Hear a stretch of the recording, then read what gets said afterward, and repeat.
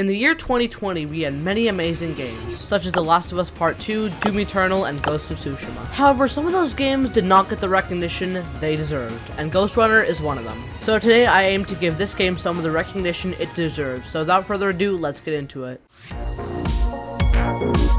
So the first thing I want to talk about in this video is the story. In this game, you play in a cyberpunk-esque post-apocalyptic world. You play as a cybernetically enhanced ninja named Jack.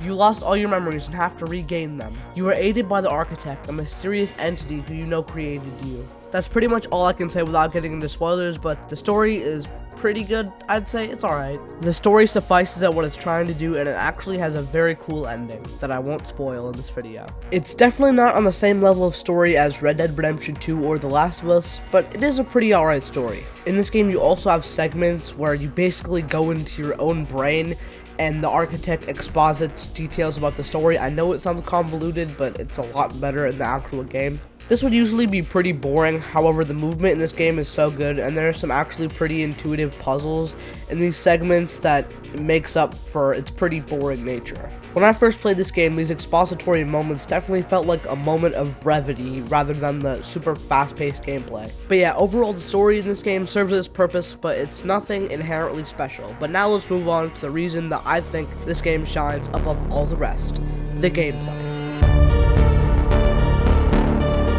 There's no other way to put it. The gameplay in this game is simply spectacular. From running on walls to blocking bullets, there are so many things you can do in this game. This game is also one of those games where you have to stay moving at all times. If you stop for even a second, you'll pretty much die instantly. Now, in my opinion, this really works in the game's favor because it means you have to think through your runs and you have to have good reaction time in order to clear these encounters. This game also has a very high-risk, high-reward combat system where the enemy one-hits you and you one-hit them, which means naturally you will be dying a lot, but the respawn in this game is pretty much instant. You just press R and there's no loading screens or anything, so it's pretty satisfying when you get that perfect run and you don't mess up at all. In this game, you have access to many traversal and combat-based tools. Traversal-based tools include your dash and your ability to slow down time and your ability to block a bullet, etc. Your combat-based moves include your regular sword slash, and you have abilities that expand throughout the game, such as Tempest, where you can push enemies and kill them instantly, and your ability to blink, which is basically you teleporting, and you also access some projectiles, but it's really just you and your sword against all of these enemies,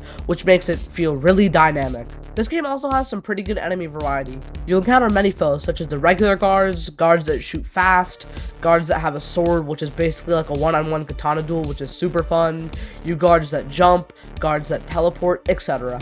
This makes the gameplay feel fresh throughout the 8 to 10 hour story.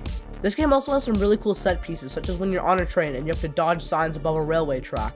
This game also has a handful of bosses. However, I felt the difficulty of these bosses were pretty inconsistent. For example, there's a boss that you fight pretty mid-game named Tom. You probably heard of him. He's pretty infamous with this game, and he's really hard to face. However, the final boss, Mara, is very easy for some reason. It's kind of weird. I mean, it's not that she's easy, she just lacks the frustrating difficulty that Tom had, which makes me think, why isn't Tom the final boss? But aside from these minor grievances I have, the gameplay is pretty much perfect.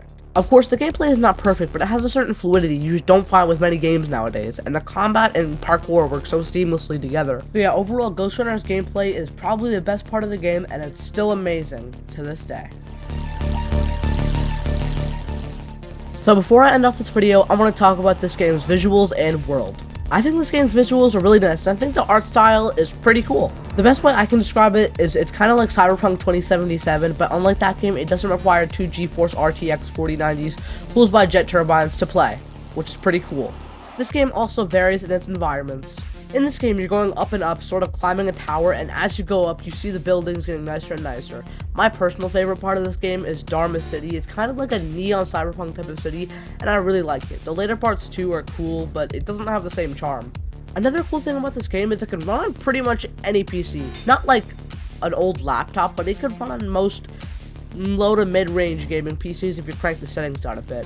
And on high end, it obviously runs fine. It also has ray tracing, but it's not intensive ray tracing. It's very light ray tracing, so you should be able to run it on most 20 series GPUs. But yeah, in conclusion, that's all I wanted to touch on in this video. This game is highly underrated, and I would definitely recommend you go check it out. You can get it on Steam for, I think, around $30, but I'll have to double check. But yeah, I'd highly recommend you get this game. I'm out. I really hope you guys like and subscribe. Also, sorry if I sounded a bit sick in this video. I'm getting over the flu, so that's why I haven't uploaded so long. So yeah, hope you guys enjoyed the video. Bye.